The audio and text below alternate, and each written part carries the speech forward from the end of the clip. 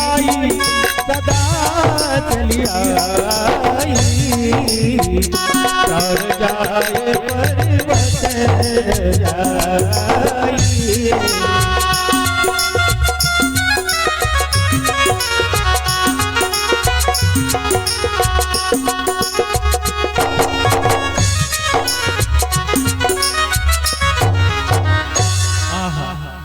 कितना प्यारा महाराज, ये रघुकुल की रीत है।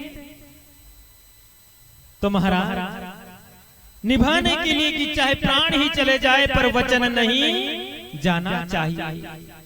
आज सत्यवादी राजा हरिश्चंद्र काशी के बाजार में पहुंच जाता है। महाराज विचार करो मेरे बहन भाइयों, आपके और हमारे जीवन में क्या संकट आया। थोड़ा संकट आया, कहते हैं कि भगवान ने मुझे दिया ही क्या कि मैं कथा में जाऊं। भगवान ने मेरे साथ तो बड़ा अन्याय किया, मैं मंदिर में क्यों जाऊं। तो ऐसे भाइयों से ये दास कमल हाथ जोड़ के निवेदन करता है, अरे मेरे भैयाओं मेरी मैयाओं, आपके संकट जब आपके जीवन में संकट आए ना तो राजा हरिश्चंद्र को याद कर लेना। उसके संकट के सामने हमारे जीवन में कुछ भी नहीं है। महाराज काशी के बाजार में बिकने के लिए, बोली लगाने के लिए खड़े हैं और वही विश्वामित्र जी पहुंच गए। राजन सूर्यास्त होने को तुम्हारा 1 महीना पूरा हो गया और अभी संकल्प अधूरा है, तुम्हारा वचन झूठा हो जाएगा। कहने लगा हरिश्चंद्र महाराज चिंता मत करो, अभी समय है। और कहते हैं कि वही विश्वामित्र जी एक ब्राह्मण बन के आते हैं और बोली लगाते हैं। कहते राजन मेरे यहाँ यज्ञ होता है, हवन होता है और रसोई घर में मुझे स्त्री की आवश्यकता है, तो तुम्हारी रानी को मैं खरीदता हूँ। कुछ सोने की मुद्राएं दी और तारा को खरीद करके ले जाने लगे। तो जो रोहिताश्व था माँ के बिना छटपटाने लगा, रोने लगा। माँ आप मुझे छोड़ करके कहाँ जा रही माँ, मैं नन्हा सा 5 वर्ष का बालक तुम्हारे बिना मैया में रह नहीं सकता। चित्कार करके छोटा सा नन्हा सा राजकुमार जो कभी पलने से नीचे नहीं उतरा, आज बाजार में सत्य के खातिर बिकने के लिए तैयार हो गया। महाराज तारा ने कहा रोते हुए, बाबा मेरा बेटा मेरे बिना नहीं रह सकता,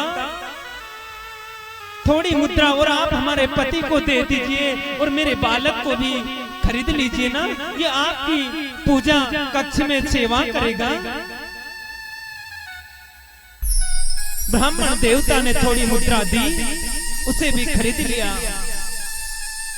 वो रानी तारा जिसकी सेवा में लाखों दास दास है, उसे पता नहीं था कि भोजन कैसे बनता। आज अपने हाथों से ब्राह्मण देवता के घर रसोई बनानी।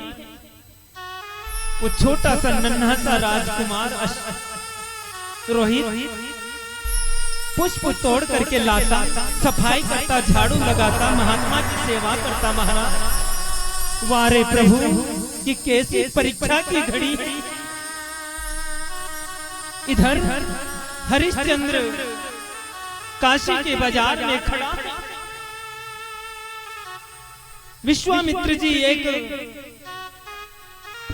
डोम बन के आते हैं। शमशान का जो भंगी होता है वो, राजन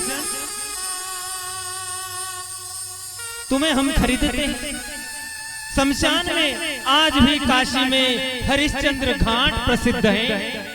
हजारों चिताएं एक साथ जलती हैं। महाराज हरिश्चंद्र को सोने की मुद्राएं दी। विश्वामित्र जी आ गए, संकल्प पूरा हुआ, खरीद करके ले गए। हाथ में डंडा पकड़ा दिया, राजसी वस्त्र मुकुट सब उतार दिए। एक सेवक बन के खड़े हैं शमशान। कहा कि जो भी यहाँ मुर्दा लेके आएंगे तो पहले उससे टैक्स लेना, फिर उसके बाद जलाने देना। और जो खिचड़ी है वो तुम खा लेना, और पैसे और कपड़ा मेरे लिए रखना। हरिश्चंद्र नौकरी करने लगे महाराज। विचार क्यों करो, तुम्हारे और हमारे जीवन में क्या संकट। वो चक्रवर्ती सम्राट आज शमशान की मरघट की नौकरी करने के लिए सत्य के खातिर बिक गया महाराज। इधर कहते हैं कि विश्वामित्र ही परीक्षा लेने के लिए आए। एक दिन रोहित पुष्प लेने के लिए बगीचे में गया। विश्वामित्र जी नाग बनकर के पुष्प के गुच्छों में बैठ गए। जैसे ही रोहित ने पुष्प चुने कि नाग ने ढस लिया। रोहित पछाड़ खा करके गिर गया। अरे कोई मेरी मैया को जाकर के बताओ, मुझे नाग ने ढस लिया। यहाँ मेरा कौन है, कैसे पता चलेगा कि मैं मर गया। कोई हो, कोई मेरी आवाज सुन रहा हो तो मेरी मैया को जाकर के कहो कि तुम्हारे लाला को काले नाग ने ढस लिया। तड़प तड़प करके मूर्छित होकर के गिर पड़ा रोहित। और वही विश्वामित्र जी एक साधारण मनुष्य बनकर के गांव में जाके आवाज लगाता है, अरे ये किसका बालक है, किसका बालक है, उसे नाग ने ढसा है, वो मर गया, तड़प रहा। कहते उस समय तारा भोजन बना रही थी। उसने जैसे कानों में सुना कि मेरा लाल फूल चुनने के लिए गया, कहीं वही तो नहीं मर गया, उसे तो नहीं काट लिया नाग ने। जैसे दौड़ करके जाने लगी, ब्राह्मण देवता ने रोक लिया, देवी पहले काम पूरा करो, उसके बाद जाना। तुम्हें हमने पैसे दिए हैं तुम्हारे पति को। विचार करो उस तारा के जीवन पर क्या बीता होगा, उसके हृदय पर क्या बीता होगा महाराज। बेचारी आंखों से आंसू बहाने लगी और भोजन बनाया, काम पूरा करके दौड़ती हुई भागती हुई रात के अंधेरे में जाने लगी। उसी बालक की ठोकर लगी, गिर पड़ी, देखा तो उसका बालक, उसके कलेजे का टुकड़ा रोहिताश्व था। उसे उठा लिया महाराज। रोने लगी, विलाप करने लगी, पर कौन सुनने वाला वहां उसकी परदेश में। उसके पास कुछ था नहीं, रोती बिलखती जैसे तैसे अपने लाल को चुमा और शमशान में लेकर के गई। शमशान में जाकर के देखा तो हरिश्चंद्र नौकर बने हुए थे।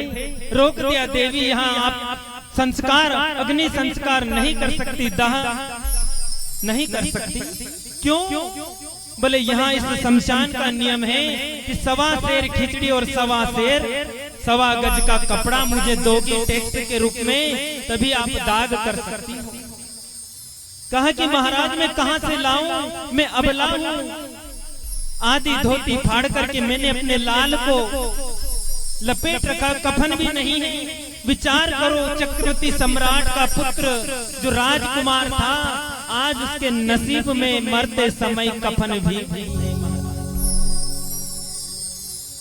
हरिश्चंद्र को पहचान लिया तो हरिश्चंद्र ने कहा, देवी ये मेरा पुत्र है, तुम मेरी पत्नी हो, पर मैं बिक गया हूं, इसलिए मैं अब स्वामी भक्त हूं।